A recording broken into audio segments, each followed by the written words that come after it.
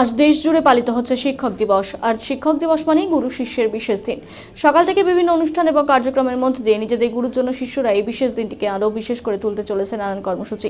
তবে গুরু শিষ্যের সম্পর্ক আদৌ কেমন হওয়া উচিত সেই প্রশ্ন উত্তর খুঁজতে আজ বেরিয়ে পড়ি আমরা। কথা বলিনি প্রবীণ থেকে নবীন শিক্ষকদের সাথে। প্রত্যেকেই গুরু শিষ্যের সম্পর্ককে কোনো না কোনো নাম দিয়ে অভিহিত করেছেন। কেউ যেমন এই সম্পর্ককে শ্রদ্ধার চোখে দেখেন, তো কেউ আবার গুরু শিষ্যের সম্পর্ককে বন্ধুত্বের মতো হওয়া উচিত বলেই মনে করেন। অন্যদিকে আবার প্রবীণ শিক্ষকদের কথা অনুযায়ী হওয়া উচিত মধুর। তার মতে একজন গুরু একজন শিষ্যের সমাজ গড়া কারিগর রূপে যাদের ধরা দেয় নিজের শিষ্যের কাছে। সম্পর্কে নাম দিতে দিতেই বেরিয়ে এলো অনেক অভিজ্ঞতার কথাও। কেউ জানালেন 50 বছরের শিক্ষকতার জীবনের অভিজ্ঞতা, তো কেউ আবার নিজের সদ্য 10 বছরের শিক্ষকতা যেটুকু অভিজ্ঞতা অর্জন হয়েছে সে কথা তুলে ধরলেন আমাদের সামনে। এই শিক্ষক দিবসে বিশেষ দিনে নিজেদের অভিজ্ঞতার কথা বলতে গিয়ে প্রবীণদের চোখে দেখা মিলল চোখের কোণায় জল। আবার অনেকের গলার স্বরে মিলল পরিবর্তন। আবেগের সুরে বলে উঠলেন, এখনো শিক্ষক দিবস এলে দরজার দিকে চেয়ে বসে থাকে নিজেদের এক সময়ের প্রিয় ছাত্রছাত্রী দেখে। কেননা ব্যস্ততার মাঝে বেড়েছে দূরত্ব। কোনো ছাত্রছাত্রী থাকেন কর্মসূত্রে বিলেতে, কেউ আবার থাকেন এদেশে বিভিন্ন প্রান্তে ছড়িয়ে। দেখার একমাত্র সম্বল হচ্ছে এই শিক্ষক দিবস। তাই শিক্ষক দিবস এলেই অপেক্ষা থাকে নিজেদের প্রিয় ছাত্রছাত্রীদের দেখা পাওয়ার জন্য। সব মিলিয়ে সম্পর্কের যাই নাম হোক না কেন, গুরু শিষ্যের মেলবন্ধন এখনো টিকে আছে সেই আগের মতোই। শিক্ষক অর্থাৎ গুরু শিষ্যের বিশেষ দিন। নমস্কার, আপনারা দেখছেন ডিজিটাল বাংলা। আমি আপনাদের সঙ্গে আজ শিক্ষক দিবস, যেমনটা বললাম, গুরু শিষ্যের বিশেষ দিন হলো আজকের দিন। প্রত্যেকেই কিন্তু আজকের এই দিনকে উদযাপন করে। তবে আজ আমরা এক বিশেষ প্রতিবেদন নিয়ে আমরা আপনাদের সামনে তুলে ধরবো গুরু শিষ্যের সম্পর্ক কেমন হওয়া উচিত।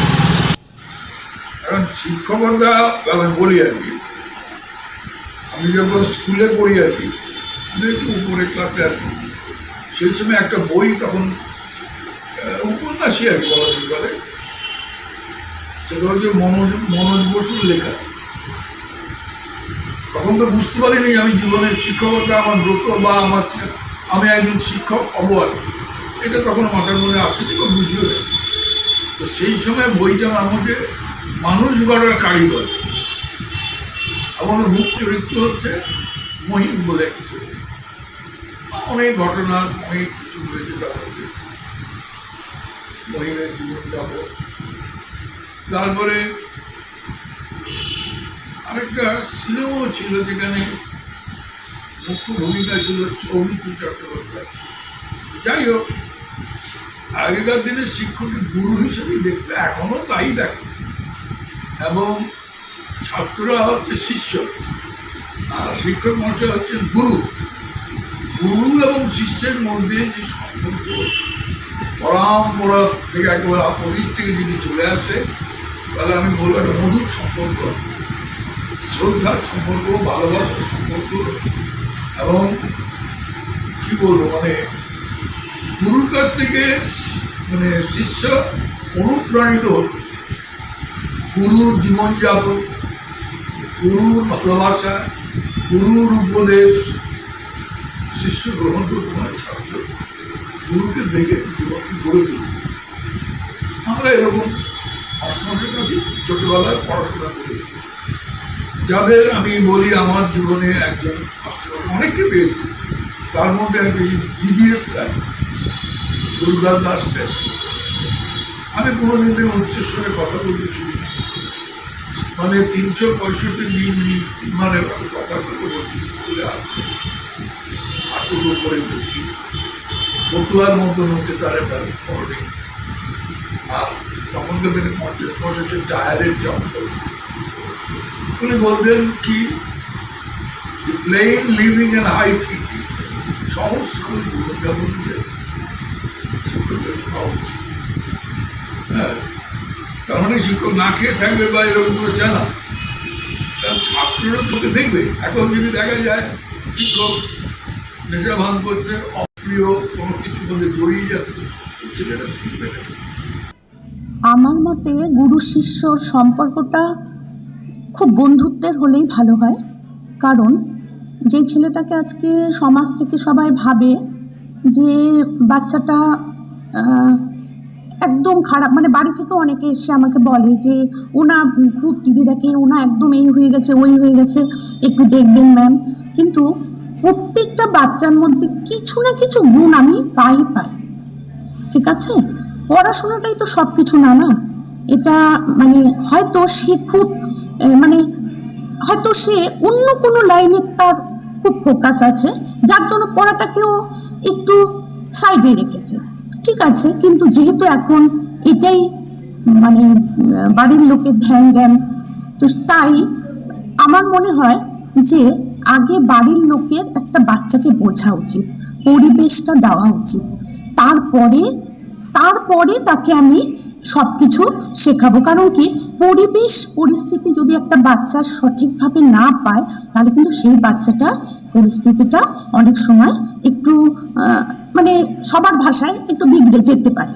কিন্তু আমরা এটাই আমার তরফে এটাই চাই, কারণ যে বাচ্চাটার সঙ্গে কাউন্সিলিং করা দরকার। যেই বাচ্চার গার্জিয়ান বলছে যে বাচ্চাটা বিগড়ে গেছে, আপনি একটু দেখেন তো কেন এরকম হলো, কেন পড়তে আসতে চায় না, কেন স্কুলে যায় না, আমাদের কথা শোনে না, সবসময় মোবাইল নিয়ে।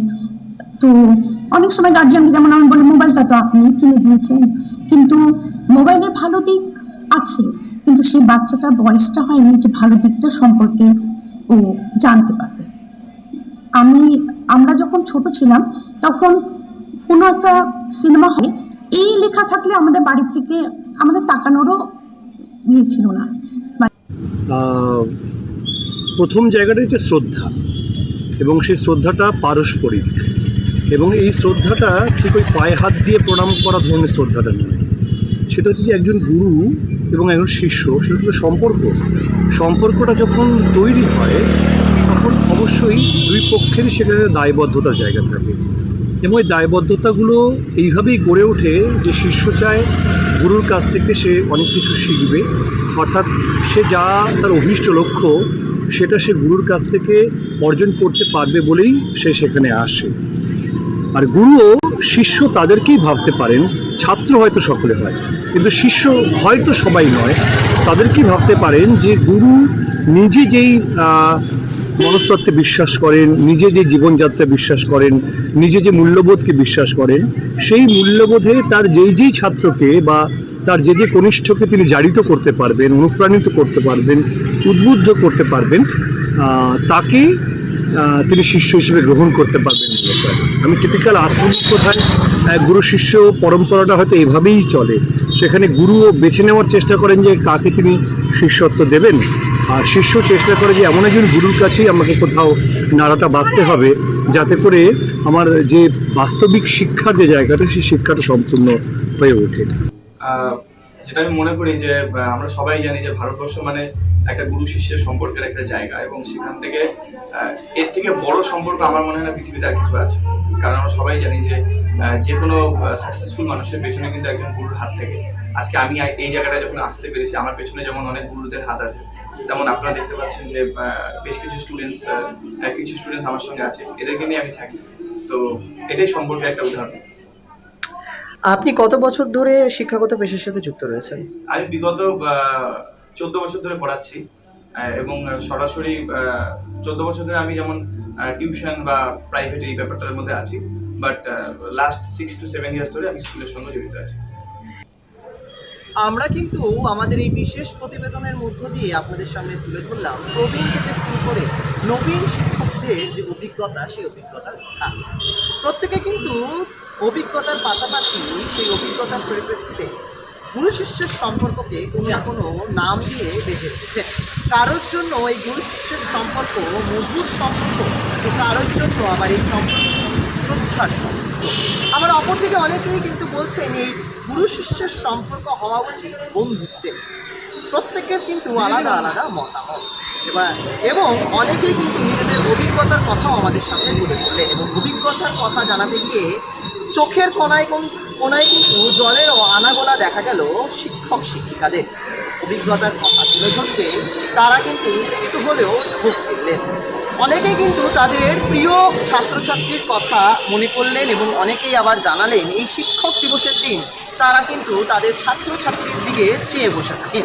কেননা সময়ের ব্যবধানের জন্য অনেক ছাত্রছাত্রী এখন কাজকর্মের জন্য দেশের বাইরে বিদেশে অথবা এই দেশের বিভিন্ন আনাচে কানাচে জায়গায় কিন্তু ছড়িয়ে ছিটিয়ে রয়েছেন, তাই সেরকমভাবে কিন্তু কথা হয় না বা দেখাও হয় না। কিন্তু এই শিক্ষক দিবসের দিন কিন্তু কোথাও না কোথাও আশায় বসে থাকেন শিক্ষক শিক্ষিকারা যে তাদের প্রিয় ছাত্রছাত্রীর সাথে আজকের এই দিনে দেখা হবে।